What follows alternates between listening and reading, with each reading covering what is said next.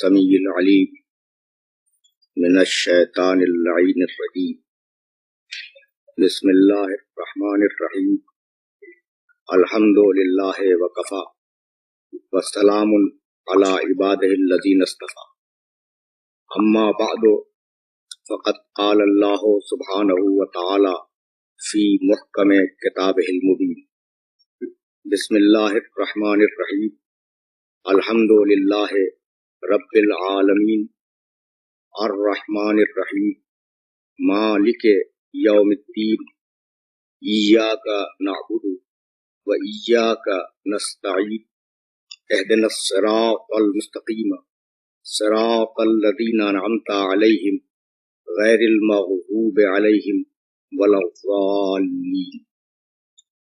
عزیزان محترم، یہ سورہ جو آپ کے سامنے تلاوت کیا گیا، اس میں 7 آیتیں ہیں، 25 کلمات ہیں اور 140 حروف۔ یہ اتنا اہم سورہ ہے قرآن مجید کا کہ جتنے نام اس سورے کے مفسرین نے لکھے ہیں اتنے نام کسی اور سورے کے نہیں۔ مشہور ترین ناموں میں اس کا نام ہے فاتحۃ الکتاب، کتاب کی اوپننگ، کتاب کا افتتاح، کتاب کا مقدمہ۔ اس کا اہم نام ہے ام الکتاب، کتاب کا مرکز، کتاب کا تخم۔ اس کا نام ہے الحمد، کیونکہ سورے کا آغاز ہے الحمدللہ رب العالمین۔ اس سورہ مبارکہ کا نام ہے سبع مثانی، جیسا کہ قرآن مجید کے 15ویں سورے میں، سورہ ہجر میں، پروردگار عالم نے پیغمبر اسلام سے خطاب فرماتے ہوئے یہ ارشاد کیا کہ لقد آتیناک سبعا من المثانی والقرآن العظیم۔ حبیب، ہم نے تمہیں 7 مقرر آیتیں دی اور قرآن مجید دیا، قرآن عظیم دیا۔ یعنی اتنا اہم سورہ ہے، سبع مثانی یعنی 7 مقرر آیتیں، اتنا اہم سورہ ہے کہ اسے قرآن کے مقابلے میں الگ اہمیت کے ساتھ ذکر کیا گیا کہ ہم نے تمہیں سبع مثانی عطا کیے اور قرآن عظیم عطا کیے۔ اس سورے میں جن مضمرات کو پروردگار عالم نے سمویا ہے، ان مضمرات کے لیے سب سے پہلے تو یہ کہ اگر فاتحۃ الکتاب سمجھ میں آ جائے تو مضمرات بھی سمجھ میں آ جائے۔ فاتحۃ الکتاب کے معنی کتاب کا مقدمہ۔ عزیزان محترم،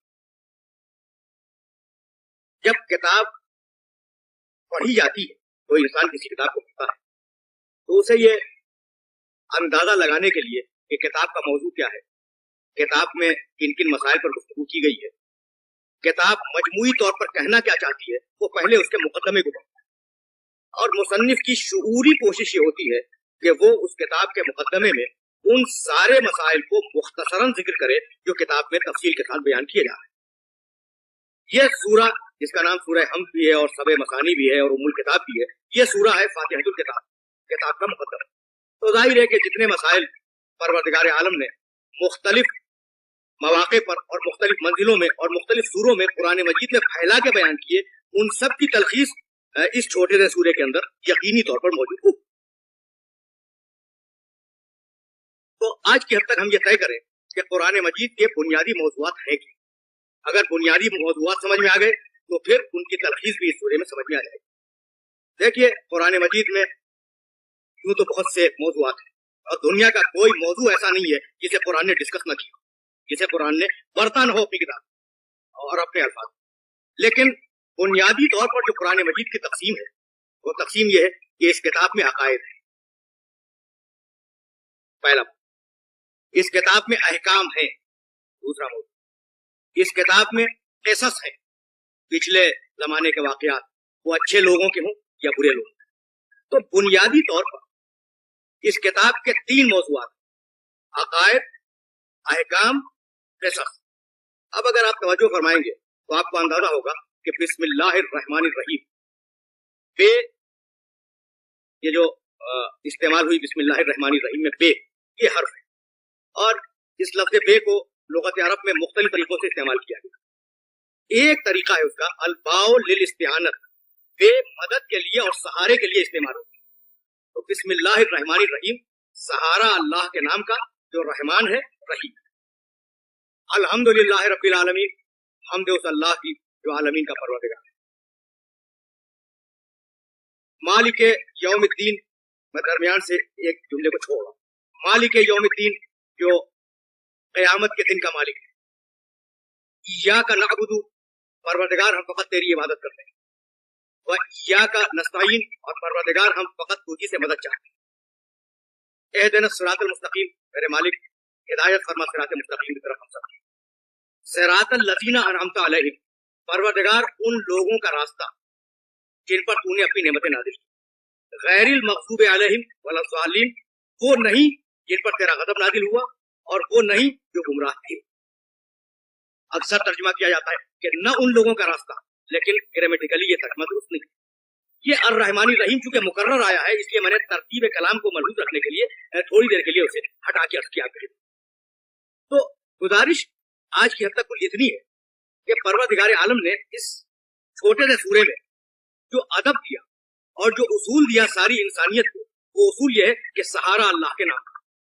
यानी जो भी काम करो, जिस काम का भी आगाज करो, जिस मंजिल फिक्र में तुम्हारा दिमाग कन्विंस हो जाए कि इसे करना है, उसके आगाज में ये जरूर कहो कि बिस्मिल्लाहिर्रहमानिर्रहीम, सहारा अल्लाह के नाम का जो रहमान भी है और रहीम। यही सबब है कि अगर आप तारीख अंबिया को उठाकर देखें तो आपको अंदाजा होगा कि मुख्तलिफ अंबिया ने मुख्तलिफ मराहिल में इस जुमले को इस्तेमाल किया। सूरह हूद 11वां सूरह है कुरान मजीद का।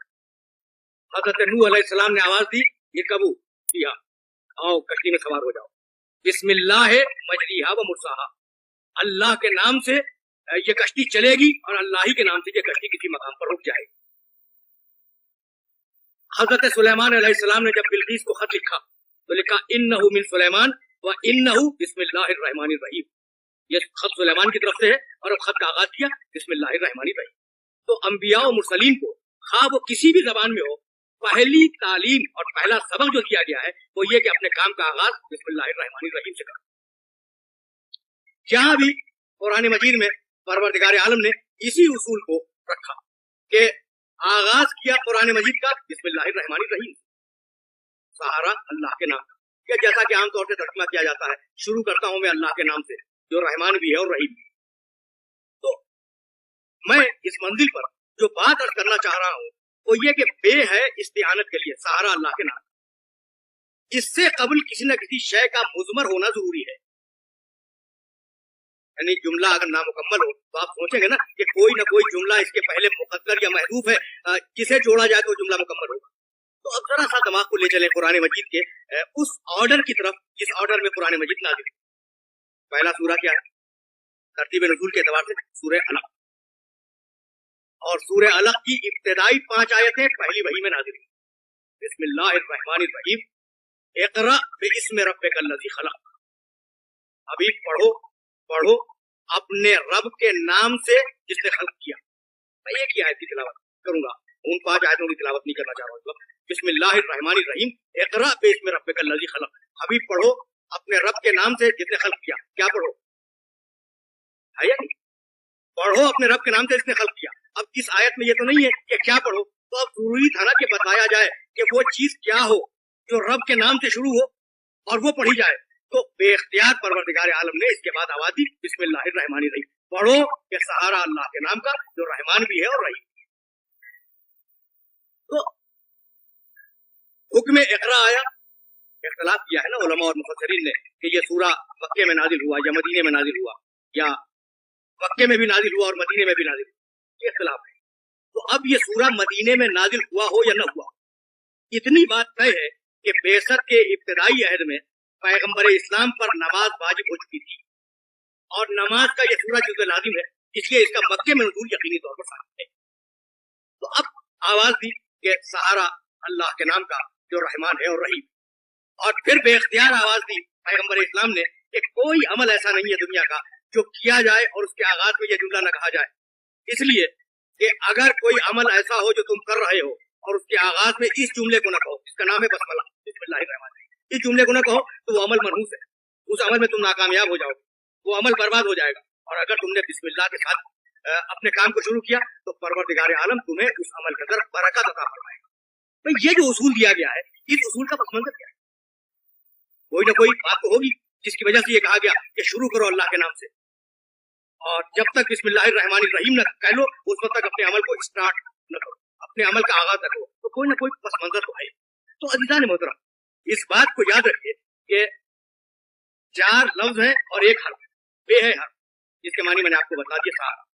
इस्म अल्लाह रहमान रहीम, 4 अल्फाज है ना, इस्म अल्लाह रहमान और रहीम। अजीब और गरीब बात यह है कि ये आयत बिस्मिल्लाहिर्रहमानिर्रहीम कुरान मजीद में 114 मकामात पे इस्तेमाल हुई, 113 मकामात पर सूरों के आगाज, और 1 मकाम पर सूरह नमल में इस आयत का हवाला मैं भी देके गुजरा हूं कि इन्नहु मिन सुलैमान व इन्नहु बिस्मिल्लाहिर्रहमानिर्रहीम।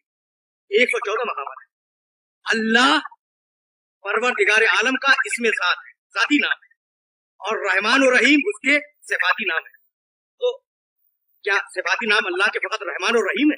नहीं, रहमान भी है, रहीम भी है, कहार भी है, जब्बार भी है, मुतकब्बिर भी है, रऊफ भी है। बाज़ दुआओं में परवरदिगार आलम के 1000 नाम है, 1000 नाम है। अब आपको इससे अंदाजा होगा कि अब्द का और माबूद का रिश्ता क्या है, और वो रिश्ता ये है कि परवरदिगार आलम ने 114 मकामात पर कुरान मजीद में अपने ज़ाती नाम के बाद जो सिफत इस्तेमाल की है वो रहमत की सिफत है, वो रहमान है, वो रहीम। भाई कह सकता था ना बिस्मिल्लाहिल कहारिल जब्बार, बिस्मिल्लाहिर रऊफिर रहीम मसलन, लेकिन नहीं कहा। हर मकाम पर अल्लाह के बाद लफ्ज़ रहमान और रहीम को रखा है। तो बतलाना यह था कि बंदों से जो उसका रिश्ता है वो कहारियत का रिश्ता नहीं, बंदों से जो उसका रब्त है वो जब्बारियत का रब्त नहीं है, वो रहमानियत और रहीमियत, वो रब्त थी रहमानियत और रहीमियत। तो जब रहमानियत और रहीमियत का रब्त है तो तुमने अपने काम का आगाज किया, तुम अपने काम को करने जा रहे हो, तो इस बात का ख्याल रखो कि जब तुम अपने काम का आगाज कर रहे हो तो तुम मुख्तार, तुम्हारे पास इख्तियार है काम के करने का। लेकिन क्या ये समझते हो कि नऊज़ बिल्लाह वो इख्तियार देकर खुद आजिज हो गया? नहीं, वो रहमान भी है, वो रहीम भी है। तुमने अपने काम का आगाज किया और अब उसकी रहमानियत का तकाजा ये है कि वो तुम्हारे काम को सही तरीके से अंजाम तक पहुंचाए। तो उसकी रहमानियत की फितरत है और उसकी रहमानियत का तकाजा है कि तुमने जिस काम का आगाज किया है उसे वो सही तरीके से तुम्हारे ही हाथों से अंजाम दिलवा दे। इसलिए कि अगर वो इंसान के आमाल की लगाम को अपने हाथ में ले लेता तो न सजा मंतकी होती न जजा मंतकी, यानी सजा भी गैर मंतकी हो जाती, जजा भी गैर मंतकी हो जाती। इसलिए कहा कि नहीं, तुम अपने आमाल में आजाद, तुम अपने आमाल में आजाद। जब आमाल में आजाद हो तो अब अमल करो।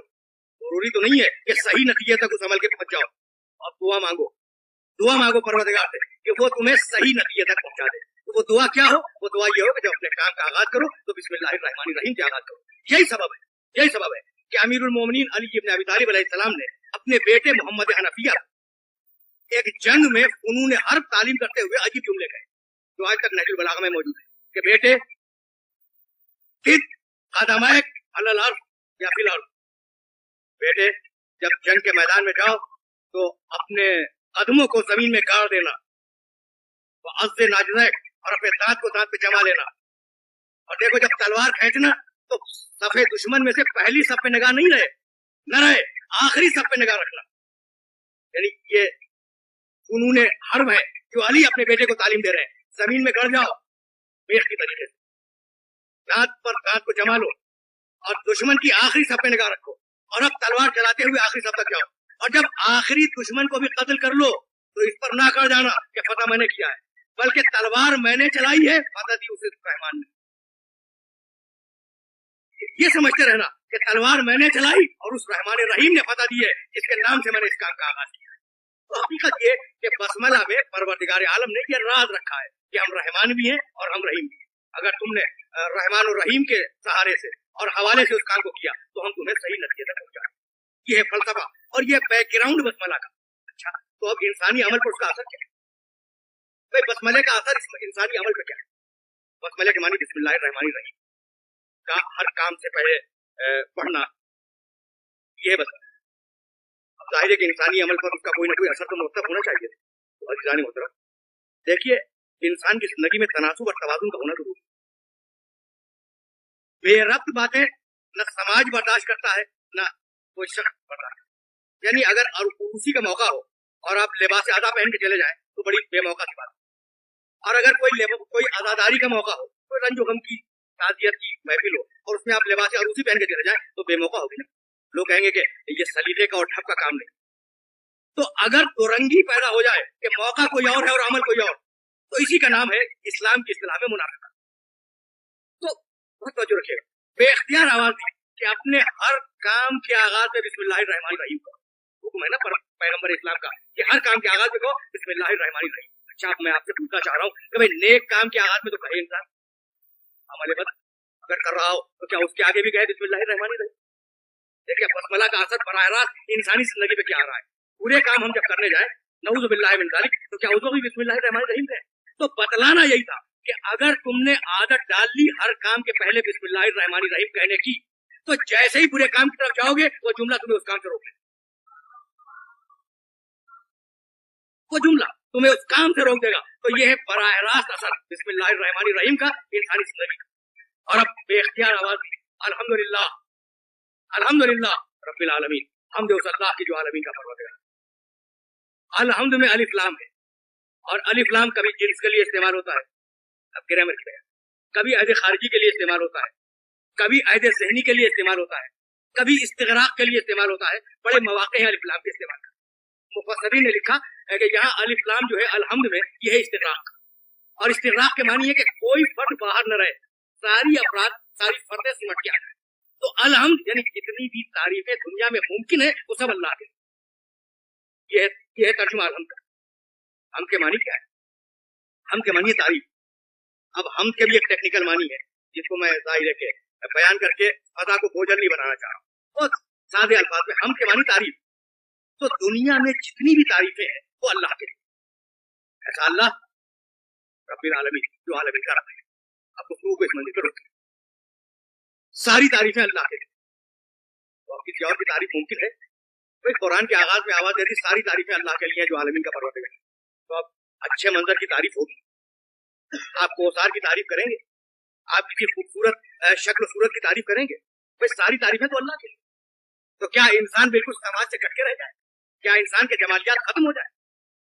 بھائی آپ کے سامنے اگر کوئی اچھا شعر پڑھا جائے آپ اس کی تعریف کرتے ہیں، کوئی اچھی عمارت آ جائے آپ اس کی تعریف کرتے ہیں، سبز ہزار میں چلے جائیں آپ سبز ہزار کی تعریف کرتے ہیں، سرب فلک پہاڑ نظر آ جائے آپ اس کی تعریف کرتے ہیں، مناظر کی تعریف کرتے ہیں، درختوں کی تعریف کرتے ہیں۔ تعریف کرنا انسان کی فطرت ہے، اور قرآن مجید آواز دے رہا ہے کہ ساری تعریفیں مخصوص ہے اللہ۔ تو اب کیا ان مناظر کی تعریف نہ کی جائے؟ تو اس منزل پر بات کو روک پھر عزیزان محترم میں ایک جملہ آپ کے سامنے عرض کرنا چاہتا ہوں، اور وہ جملہ یہ ہے کہ بارش برسی پودے اگے۔ یہ جملہ کفر اسلام ہے، آپ یقین فرمائیے گا کہ یہ جملہ اگر موحد کی زبان سے نکلے تو یہ اسلام ہے، اور یہی جملہ اگر کافر کی زبان سے نکلے تو کیسے؟ یعنی اب میں واضح کرنا چاہ رہا ہوں، میں نے یہ بات عرض کیا آپ کے خدمت، دیکھیں بارش برسی پودا ہوگا، اگر کافر یہ جملہ کہے تو وہ خدا کو تو مانتا نہیں، وہ بارش کو پودے کے اگنے کا حقیقی سبب سمجھ رہا ہے، اس لیے یہ جملہ کفر ہے۔ اور مسلمان اگر کہے کہ بارش برسی پودا ہوگا تو مسلمان تو پہلے ہی طے کر چکا ہے نا کہ بارش جو ہے پودے کے اگنے کا مجازی سبب ہے اور حقیقی سبب اللہ ہے۔ تو ایک ہی جملہ کفر بھی ہے اور اسلام بھی ہے، ایک ہی جملہ کفر بھی ہے اور اسلام بھی ہے۔ تو بس اس بات کو ہمیشہ یاد رکھے گا کہ اگر آپ نے پھول کی تعریف خدا سے ہٹ کے کی کہ کتنا اچھا پھول ہے تو یہ جملہ ہے کفر، اور اگر آپ نے خدا کی صنائی کی تعریف کی تو یہی جملہ عین ایمان ہے۔ تو ساری تعریفیں مخصوص ہیں اللہ کے لیے، لیکن اگر آپ نے کسی پھول کی تعریف اس لیے کی کہ کیا اچھا خالق ہے جس نے اتنا اچھا پھول بنایا ہے تو یہی تعریف خدا کی کاؤنٹ ہوگی، خدا کی شمار ہوگی۔ تو اب اگر کچھ ایسے بے عیب انسان سامنے آ جائے جنہیں دیکھ کر بے اختیار خدا یاد آئے تو یہ نہ بدعت ہے نہ حرام ہے بلکہ عین تعریف خداوند عالم ہے، عین تعریف خداوند عالم ہے۔ تو بے اختیار پروردگار عالم نے کہا الحمدللہ رب العالمین، حمد ہے اس اللہ کے لیے جو عالمین کا پروردگار ہے۔ اس لیے آپ ذرا سی توجہ فرمائیے الحمدللہ رب العالمین، اور اس کے بعد پھر دوہرایا الرحمن الرحیم، وہ رحمان بھی ہے رحیم بھی ہے۔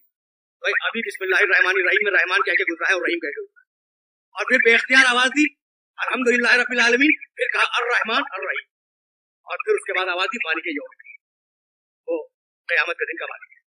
یہ دوبارہ الرحمن الرحیم کیوں آیا؟ جسے میں نے روکا تھا جان بوجھ کر۔ تو عزیزان محترم، وہ چونکہ 113 سوروں میں کامن ہے بسم اللہ الرحمن الرحیم، اس لیے وہ رحمانیت اس کی عمومی ہے، اور اب اس رحمانیت سے ہٹ کر صرف سورہ حمد کی حد تک بتانا تھا کہ وہ رحمان بھی ہے اور رحیم، رحمان بھی ہے اور رحیم بھی۔ بھائی رحمان اور رحیم کا مصدر کیا ہے؟ رحمان کے معنی رحم کرنے والا، رحیم کے معنی رحم کرنے والا۔ تو اگر دونوں الفاظ مترادف ہیں ایک ہی معنی میں تو قرآن شاید کوئی لفظ استعمال نہیں کرتا، تو اب کوئی فرق ہونا چاہیے، رحمان کے معنی کچھ اور ہونے چاہیے، رحیم کے معنی کچھ اور ہونے چاہیے۔ تو عزیزان محترم، رحمان کے معنی دنیا میں حاجتوں کو دیکھ کر رحمتیں نازل کرنے والا۔ یہ کس کو کتنی حاجت ہے؟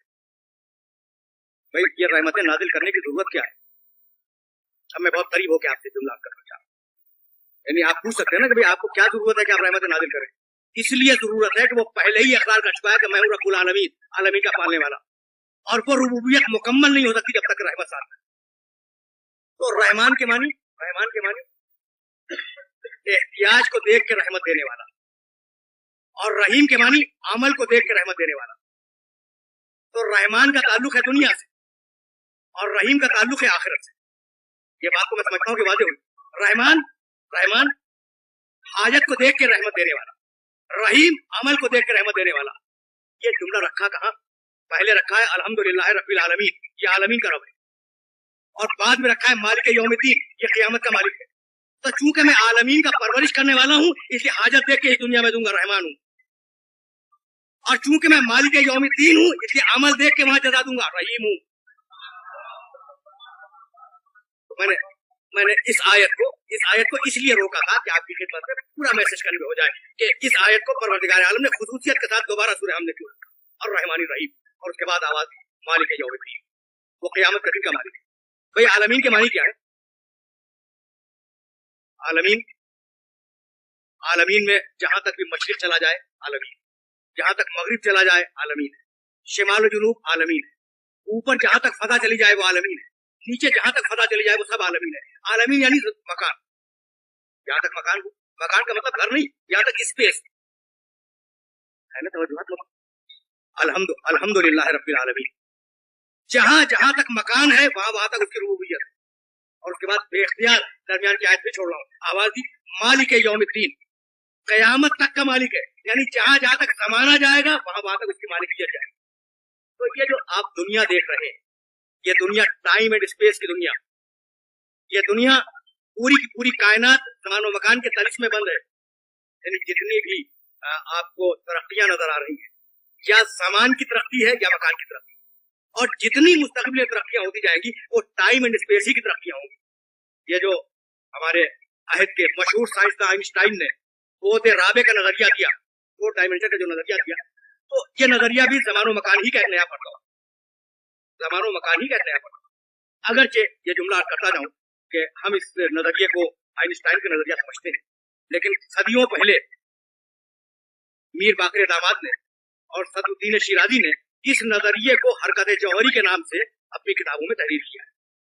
یعنی یہ نظریہ بھی بعد رابع کا نظریہ خالص اسلامی نظریہ ہے جو مسلم فلاسفہ پہلے دے چکے، لیکن اس منزل پر میں رکنا نہیں چاہ رہا ہوں۔ تو یہ نظریہ بھی زمان و مکان ہی سے ڈرا کیا گیا۔ تو اب جہاں تک زمین جائے، اسپیس جائے، فضا جائے وہ ہے عالمین، اور جہاں تک زمانہ جائے وہ ہے یوم۔ یہی ہے نا، اس نے کہا کہ ہم ہے رب العالمین، یعنی جہاں تک زمانہ جائے گا، جہاں تک زمین جائے گی، جہاں تک اسپیس جائے گی، ہماری ربوبیت قائم ہے، اور ہم ہے مالک یوم الدین، جہاں تک زمانہ جائے گا وہاں تک ہماری مالکیت قائم ہے۔